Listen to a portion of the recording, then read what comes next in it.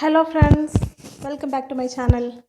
ഇന്ന് നമുക്ക് മുന്തിരി ജ്യൂസ് എങ്ങനെ എളുപ്പത്തിൽ ഉണ്ടാക്കാമെന്ന് നോക്കാം.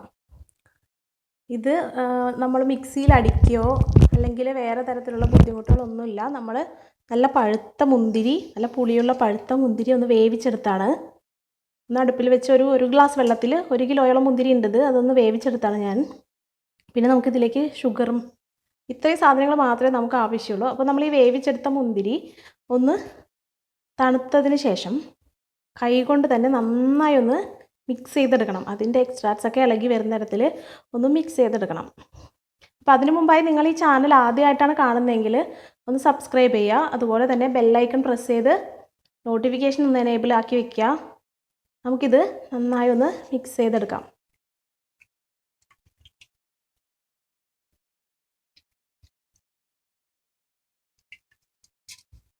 കേട്ടോ, വളരെ എളുപ്പത്തിൽ ഇത് മിക്സ് ആവുന്നുണ്ട്. ഞാൻ മിക്സ് ചെയ്തിട്ട് അപ്പോൾ നന്നായി മിക്സ് ആയിട്ടുണ്ട്. ഇനി നമ്മൾക്കിത് ഒരു അരിപ്പ പാത്രത്തിലേക്ക് അരിച്ചൊഴിക്കണം. ഞാൻ അരിപ്പ പാത്രത്തിലേക്ക് അരിച്ചൊഴിച്ചിട്ടുണ്ട്. ഇനി ഇതൊരു കയ്യിൽ വെച്ച് നന്നായി ഇളക്കി കൊടുത്ത് ഇതിൻ്റെ ആ ജ്യൂസ് മുഴുവൻ അരിഞ്ഞ് കിട്ടുന്നത് വരെ നന്നായി ഇളക്കി കൊടുക്കാം.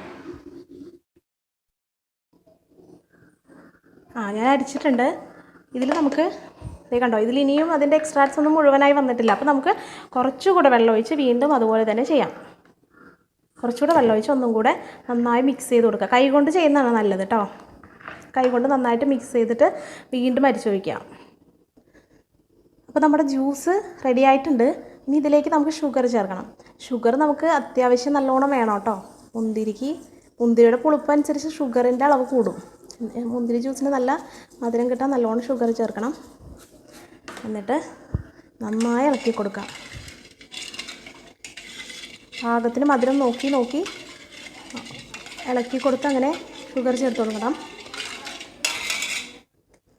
അപ്പോൾ നമ്മുടെ ജ്യൂസ് റെഡി ആയിട്ടുണ്ട്. മധുരം എല്ലാം പാകത്തിനായിട്ടുണ്ട്. ഇനി നമ്മളിത് ഒന്ന് ഫ്രീസറിലേക്ക് വെച്ച് ഫ്രിഡ്ജിലേക്ക് വെച്ച് തണുപ്പിച്ച് ഉപയോഗിക്കണം. ഇത് വളരെ ഈസി അല്ലേ ഉണ്ടാക്കാൻ. നമുക്ക് മിക്സിയിലിട്ട് അടിക്കുകയും മറ്റു ബുദ്ധിമുട്ടുകളൊന്നുമില്ല. മിക്സിയിലിട്ട് അടിക്കുമ്പോൾ നമുക്ക് ഭയങ്കര പാടാണല്ലേ, കുരുക്കളൊക്കെ വരും.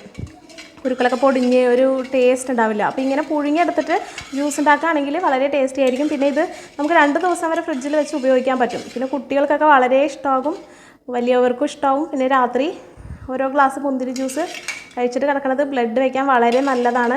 അപ്പോൾ നിങ്ങൾ ഇനി മുന്തിരി ജ്യൂസ് ഉണ്ടാക്കുമ്പോൾ ഇതുപോലെ ട്രൈ ചെയ്ത് നോക്കുക. നിങ്ങൾക്ക് തീർച്ചയായും ഇഷ്ടമാവും. വളരെ ടേസ്റ്റിയാണ്.